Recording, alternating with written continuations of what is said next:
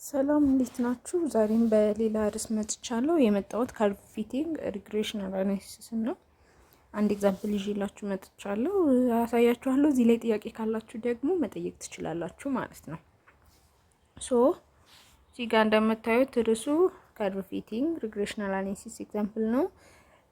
ጥያቄ ቁጥር 1 ዩዚንግ ዘ ሜተድ ኦፍ ሊስት ስኩዌር ፋይንድ ዘ ሊኒየር ከርቭ ዛት ቤስ ፊትስ ዘ ቢሎ ኤክስፐሪመንታል ዳታ አለ። እዚህ ጋር የተሰጠን ኤክስፐሪመንታል ዳታ አለ።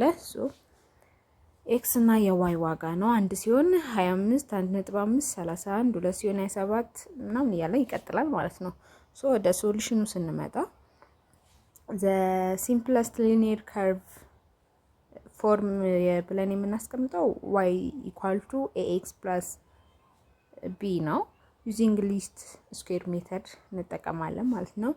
ፎርሙላው ላይ ስንመጣ እዚህ ጋር የኤ ቫልዩ የምናገኝበት ፎርሙላ ይሄ ነው። የቢን ቫልዩ የምናገኝበት ፎርሙላ እዚህ ጋር የተቀመጡት ናቸው። እነዚህን ፎርሙላዎች ለመያዝ እንግዲህ ቀለል ያለ ሜተድ መጠቀም ነው። ከስር ያሉት ተመሳሳይ ናቸው። እዚህ ጋር ያለው እና እዚህ ጋር ያለው ተመሳሳይ ናቸው። አንዴ ከያዛችሁት ለሁለቱም ይጠቅማችኋል። ሌላኛው ደግሞ ያው ታችኛው ላይ ኤን የለም፣ እዚህ ላይኛው ኤ ላይ ደግሞ ኤን አለ። በቃ ይሄን ፎርሙላ በራሳችሁ መንገድ ለመያዝ ሞክሩ። ወደ ሶሉሽኑ እንሂድ።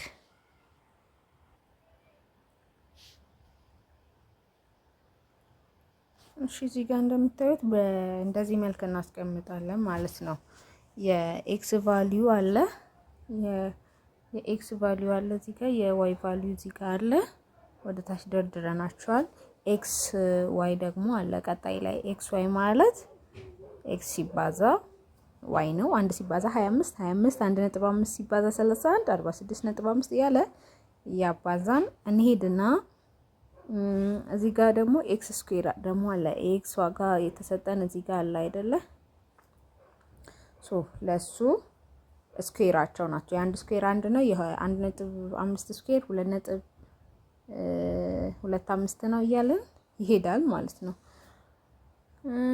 መጨረሻ ላይ ደግሞ ምን እናደርጋለን? ሰሜሽናቸውን እዚህ ጋር እናስቀምጣለን። ሰሜሽን ኦፍ ኤክስ 17.5 ነው። ሰሜሽን ኦፍ ዋይ 214 ነው። ሰሜሽን ኦፍ ኤክስ ዋይ 554 ነው። ሰሜሽን ኦፍ ኤክስ ስኩዌር ደግሞ 50.75 ይመጣል ማለት ነው። ኤን ሳ ምንድነው ካለን ኤን እዚህ ጋር 7 ብለናል። እንዴት 7 ሆነ ካለን እዚህ ጋር የተደረደሩት ስንት ዳታ የተሰጠን ዳታ ስንት ነው? ከዚህ እስከዚህ ያለውን መቁጠር ነው። 1 2 3 4 5 6 7 ነው ማለት ነው። ከ1 እስከ 4 የተሰጠን 7 ነው። ነምበር ኦፍ ዳታ የተሰጠን 7 ነው እንደማለት ነው። ኤን ማለት እዚህ ጋር የተቀመጡት የምታዩቸው ከዚህ ከቴብሉ ያገኘናቸው ቫልዩ ናቸው ማለት ነው። የኤን ፎርሙላ እናውቃለን፣ የቢን ፎርሙላ እናውቃለን። መተካት ነው። ከዛ በኋላ ያለው ስንተካ ኤን ስንት እናገኛለን? ይሄን እናገኛለን። ቢን ደግሞ 23.786 እናገኛለን።